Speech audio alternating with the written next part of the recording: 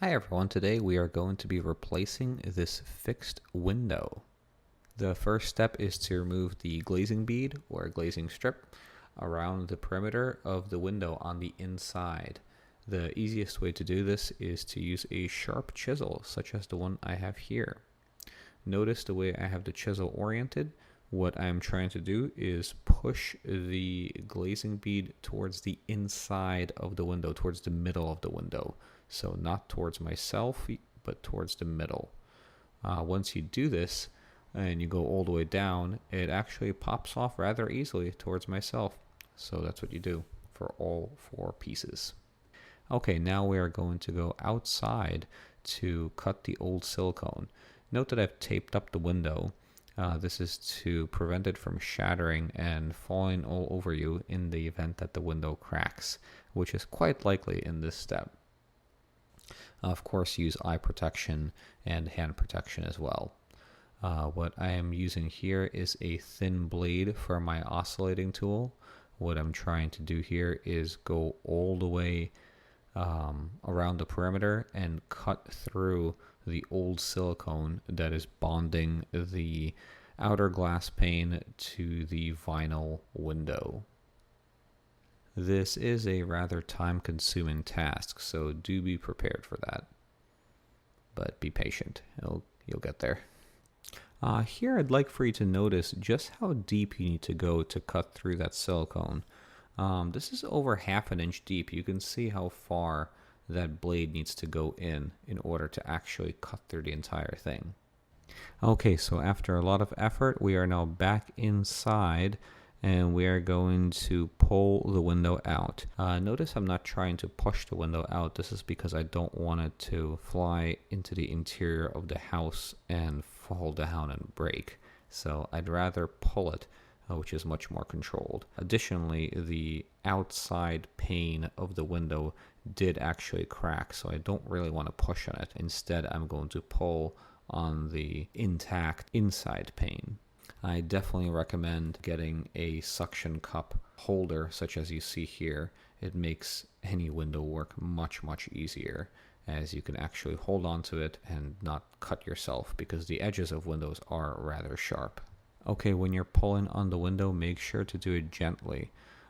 It could take a little while. It's like pulling some kind of really thick syrup with the old silicone, so it'll just take a little while to slide all the way out. One thing you can do to help is to use alcohol. Here I have 99% isopropyl alcohol, which helps make the silicone soft. It doesn't completely make the silicone dissolve, but it does soften it, which can help. The difficulty is, of course, getting the alcohol to go on the silicone and not just flow down, so I'm using a syringe. And then gently and slowly pull the window out. Make a note where the shims were located on the window and keep them. We are going to reuse them later. Now the preparation phase where we need to clean up the window frame for the new silicone. This does take a while, so be prepared for that. The best way is to pour some alcohol on this old silicone to get it to soften, then just pry it with a screwdriver. I found that you're essentially pushing the old silicone off of the window. Okay, now the fun part. We are going to put our new window in. What we need to do first is determine what side the E-coating is on. You want to make sure that this side faces outward for maximum efficiency. I'm going to use a bright flashlight to find out, although sometimes you have a sticker on the window and that makes things easier. So on the right side of the window, the reflection just looks a regular green color, but on the left side of the window, there's actually a little bit of a purplish hue that I'm able to see with my eye.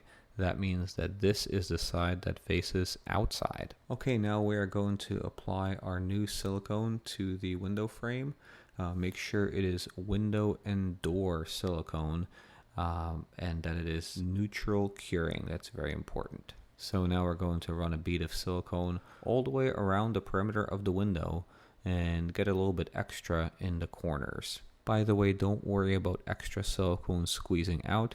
we are going to remove the excess the following day. Okay, let's put our new window in. Again, using our suction cup to hold on to the window, gently and carefully get it in there. By the way, notice that the shims that were there with the old window, make sure to put them in the same location as you get the window in. I found that getting the bottom ones in position first and then kind of sliding in the other ones in the right spots was the easiest way to do it. And make sure to push the window outwards a little bit as you do this so that the silicone is fully seated. Now it's time to reinstall the glazing beads. This is very simple. You just take the glazing bead and you push it up all the way against the frame and get it to go into that little slot that's all the way against the frame. And just start at one side and work your way over. Keep in mind, if you are reusing your old glazing beads, they might only be installed a certain way, so keep that in mind when you take them off originally. Okay, now we remove our suction cups, and that window looks pretty good. Now, keep in mind there's a bit of silicone that's smushed out onto the outside. We're going to wait until tomorrow, and then we're going to cut that extra silicone off. Okay, it is now the next day, and see the extra silicone here. I'm going to use a plastic